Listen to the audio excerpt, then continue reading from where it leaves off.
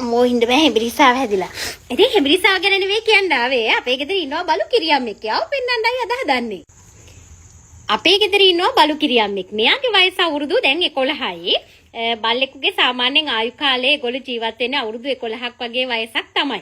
ඉතින් මෙයා යාගේ ජීවිතයේ අවසානම කාලය ගෙවන්නේ දැන් මේ දවස්වල බත්වත් කන්නේ නැහැ. පෙන්නන්නකො මූණ චුට්ටක්. මේ දවස්වල බත්වත් කන්නේ නැහැ. එයා කන්නේ බිත්තරයක් අල්ලලා දාපුවා මේක කනවා, යෝගට් කනවා.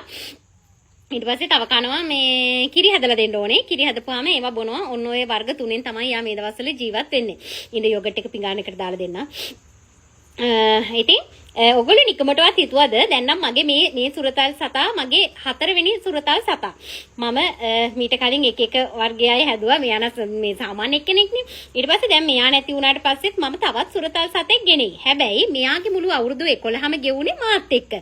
සුරතල් සතෙකුගේ මුළු ජීවිත කාලයම ගෙවෙන්නේ එක් ස්වාමියෙක් මත.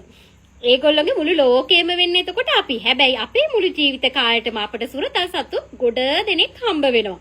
හැබැයි Tamanට හම්බ වෙන සුරතල් සතාට හොඳින්ම සලකන්න ආදරයෙන්ම සලකන්න කියන්නේ එයාලගේ මුළු ජීවිත කාලෙම ගෙවෙන්නේ එයාලට මුළු ජීවිත කාලෙටම හම්බ වෙන්නේ අපිව පමණක් නිසා. අපිට තව අය හම්බ වුණාට ඒගොල්ලොන්ට එහෙම නෑ මුළු ජීවිත කාලෙටම හම්බ වෙන්නේ අපිව විතරයි. ඒ නිසා Tamanගේ සුරතල් සතාට හරි ආදරේ බලන්න ලෙඩ වුණාම බේටි කාරගෙන දෙන්න. වයසට ගියපුවාම අනේ අපිට එපා කියලා අතහැරලා දාන්න එපා. යාලා ගෙනාපු දවස්වල වගේම ආදරෙන් යාලට ඒ වයසට ගියපුවාම සලකන්න ඕනේ.